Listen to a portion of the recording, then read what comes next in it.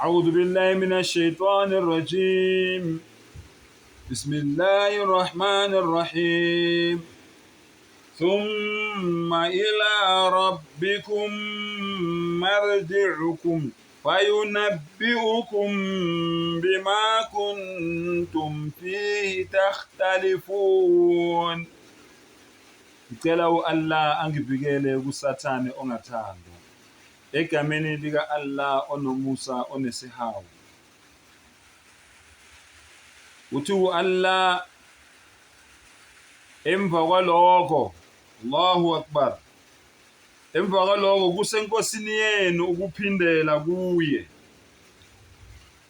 Kusemandleni ka-Allah ukuthi sonke siyobuyela kuye. Umuntu nomuntu ehlulele ngokwemisebenzi yakhe. Senginivulele la kwisambulo 20. Subhanallah. Isambulo 20 ivesi u-12. Nabafileyo bahlulelwa ngalokho okulotshiwe ezincwadini njengokwemisebenzi yabo. Mawuya ku-13 ithi bahlulelwa yilowo nalowo njengokwemisebenzi yakhe. Ivumelana nale vesi yeQur'an engivulile. Bafowethu ake nilalele, ake ngihlaziye kahle lento. Angishongo mina ukuthi awekho ama-Muslim azoya esihogweni. Ningizwe kahle. Angikhulumi mina njengamaKristu ukuthi okholwa uKristu avuma ukuthi uKristu uyinkosi nomsindisi walenga esiphambanweni ngenxa yezono zakhe zahlanzwa zonke, usephumile ekufeni wangena ekuphileni, akasayi kwahlulelwa loyo muntu loyo. Angishongo ukuthi mina ama-Muslim angeke ahlulelwe. Ngifuna ukuthi uyilalelisise kahle. Exodus 20 ulalelisise kahle. Exodus 20 iverse u3 lalela. Ungabi nabanye onkulunkulu ngaphandle kwami. Uzwile? Wonke umuntu onabanye onkulunkulu, subhanallah, ngaphandle kukaMdali wakhe, ngaphandle ka-Allah, loyo muntu loyo uye esihogweni. Ningizwe kahle. Akhona ama-Muslim azibiza ngama-Muslim engewona ama-Muslim. Azibiza ama-Muslim ngomlomo nangokugqoka, kodwa izenzo zabo uMdali uthi abawona ama-Muslim ngoba abakholelwa ebunyeni buka-Allah. Kunezinto abazenziswa yilabantu esibabiza ngabo sheikh babo ezi-wrong eziphambene ne-Islam, bayazenza egameni le-Islam. Labo bantu labo u-Allah uthi abawona ama-Muslim kodwa bazenza ama-Muslim. Bathi bakhohlisa u-Allah kanti bazikhohlisa bona kodwa bona abazi. Ningizwe kahle-ke bafowethu. Ngiqhubeke. Ungazenzeli izithombe ezibaziweyo namfanekiso okusezulwini ngaphezulu nokusemhlabeni phansi nokusemanzini phansi komhlaba. Innani ana Allahu la ilaha ana fa'budni wa aqimis salata li dhikri. Ngempela mina ngingu-Allah, akekho onelungelo lokukhonzwa ngaphandle kwami. Khonza mina ngedwa bese wenza imikhuleko yakho ukuze ungikhumbule ube nobudlelwano nami. Uma ngabe wena ungakwenzi lokho, ungakhonza uMdali wakho wedwa, kusenokunye okwenzayo emaceleni emakhoneni, awukakabi Muslim, awukakabi ikholwa. Ngicabanga ukuthi kuyezwakala. Ungazikhothameli, ungazikhonzi. Angithi yezwani? Ithombe ungayikhothameli, ungayikhonzi. Labantu ke laba abakhothamela isiphambano, labantu laba abakhothamela uJesu, labantu laba abakhothamela amashekh wabo. Khulunywa ngani la?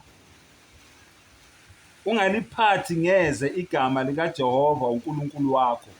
Ungaliphathi ngeze.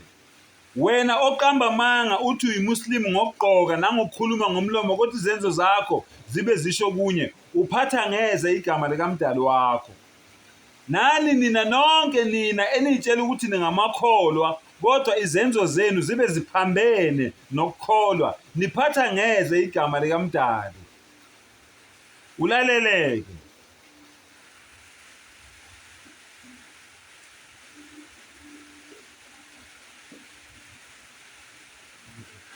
Subhanallah. Khumbula uyihlo nonyoko ukuze izinsuku zakho zande ezweni. Nina disrespect abazali, Muslims and non-Muslims.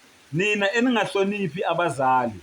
Umdala akakuthandi lokho. Ukungahloniphi abazali, ukuhlukumeza abazali, ukudelela abazali yisono esikhulu esilandela ukungakholwa. Isono esikhulu ukudelela abazali, ukuhlukumeza abazali esilandela ukungakholwa. Lalela-ke. Ungabulali. Ungizwe kahle. Angishongo ukuthi amaMuslima awabulali. Ngoba kunabantu abangibuzile ukuthi zonke lento lezimbatha othi zenziwa amaKristu, othi zenziwa amaNazaretha, othi zenziwa amaRoma, othi zenziwa abakhonza amadlozi, othi zenziwa ama-Watchtower, othi zenziwa abakalihanyana, abakamdise. Ama-Muslims awazenzi yini? Impendulo ngiyakunika namhlanje ayazenza. Lalela. Ungabulali. Nama-Muslims ayabulala. Angishongo ukuthi ama-Muslims awabulali. Ungaphingi. Nama-Muslims ayaphinga, ayahlobonga, ayafeba. Angishongo ukuthi ama-Muslims awakwenzi lokho. Ungebi. Ama-Muslims ayeba nawo. Ungafakazi amanga ngomakhelwane wakho. Nama-Muslims ayayenza lento lokukhulunywa ngayo lana. Ungafisi indlu yomakhelwane wakho. Ungafisi umfazi womakhelwane wakho. Subhanallah. Nenceku yakhe, nencekukazi yakhe, nenkabi yakhe, nembongolo yakhe, nokunye komakhelwane wakho. Uzwile? Yonke lento okukhulunywa ngayo la, nama-Muslims ayayenza. Lalela ukuthi umehluko ufike ube kuphi. Alikho neliyi-1 iMuslim elithi ngokwenza zonke lezi zono lezi eseyibalwe la, ukhona oyofela lezo zono lezo. Umehluko manje ulapho. AmaKristu athi zonke izono zawo ezi-wrong azenzayo uJesu wayifela noma uyayifela. Bona-ke angeke basabuzwa ngalezo zono lezo. Nankoko umehluko phakathi kwamaKristu nama-Muslims. Ama-Muslims ayazi ukuthi njengoba ona azojeswa ngezono zabo, ngemisebenzi yabo, ngezenzo zabo.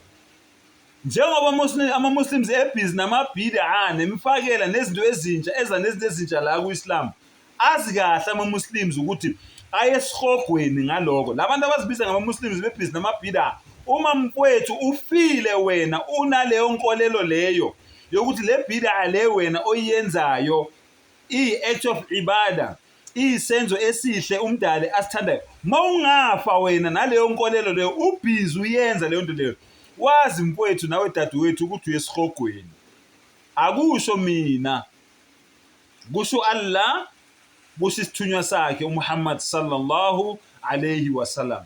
Ngiyacabanga-ke amaKristu niyakhanyelwa-ke manje ukuthi kungani thina ama-Muslims sihlukile kini. Siyazi thina ukuthi mangabe sonile siya esihogweni ngokwemisebenzi yethu, kodwa nina nishaya vice versa. Nithi nina mangabe nonile uJesu wayifela lezo zono zokona kwenu. Nayi into esinenkinga ngayo nani nina maKristu. Nani nina nonke enikholelwa kuleyo nto leyo. Asilwi nani. Sinibonisa nje umehluko ukuthi ama-Muslims ahluka kanjani kubantu abangakholwa. Wa akhiru dawana alhamdulillahi rabbil alamin.